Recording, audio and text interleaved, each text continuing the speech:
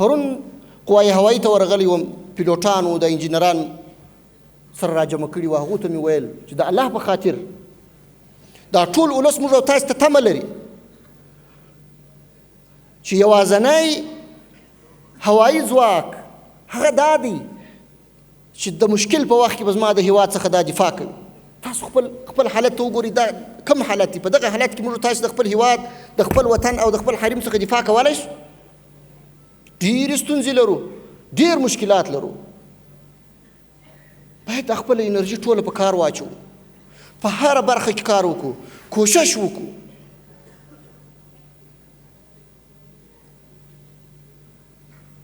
نو خبرې اوږدې شوې راڅخه، دا مو د زړه درد دی در سره شریکوو یې،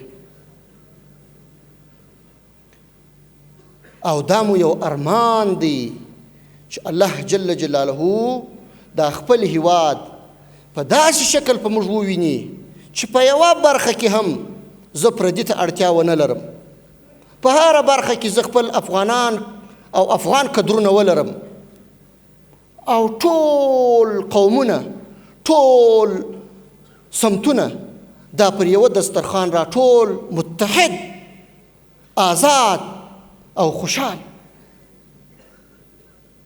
د دې ارمان د پوره کولو دپاره به خپل ټول توان په کار اچوو،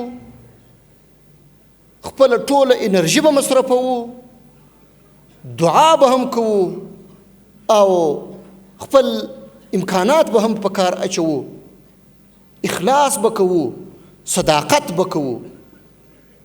که خدای کول د الله جل جلاله مرسته او نصرت را سره و، انشاء الله چې په نږدې راتلونکي کې به بیا موږ دغو اهدافو ته رسیږو او دا اهداف به ترلاسه کوو چې په هغه وخت کې به انشاء الله بیا هر هغه څوک چې افغانستان ته بده اراده په زړه کې هم ولري، هغه اراده به د خپل تصور څخه باسي.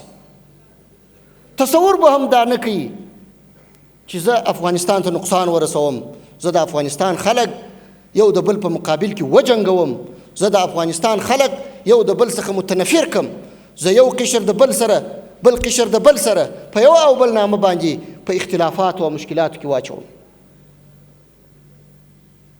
نو دا ټولنه، دا هیواد، دا نظام تاسو ته ضرورت لري او پر تاسو باندې حساب کوي.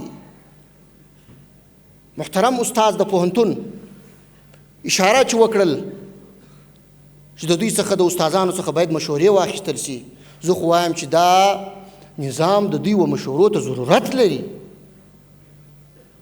دا پر دې نظام باندې لازمه او ضرور ده چې په ټولو هغو برخو کې چې دوی تجربه لري، دوی زده کړې لري، د دوی د تجربو او د دوی د استعدادونو څخه باید دا نظام کار واخلي،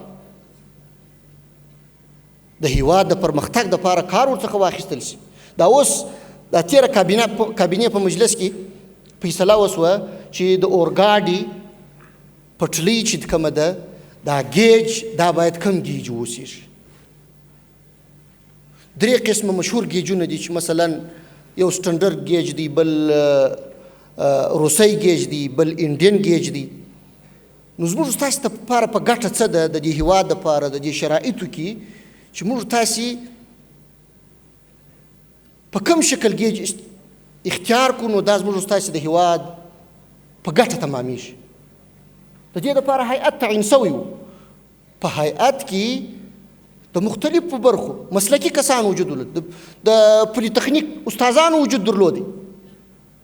هغوی ګډ نظر وړاندې کوي ټولو په مشترک ډول چې زموږ دپاره دغه ګټه ده د دې هیواد دپاره، په دغه دلیل، په دغه دلیل، په دغه دلیل، او هغه د کابینې د خوا تایید شو.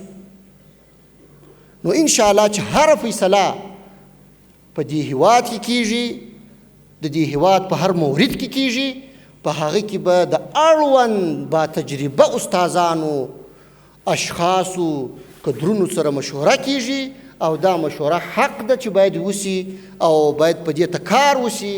موږ یې ملاتړ کوو، موږ دا غوښتنه لرو. هر استعداد په دې هیواد کې چې موجود وي، هغه باید په کار واچول شي، او هیڅکله یو نفر هم چې استعداد لرونکی وي، مسلکي شخص وي، با تجربه شخص وي، باید له لاسه ورنکړو. دې ته باید خاصه پاملرنه وکړو.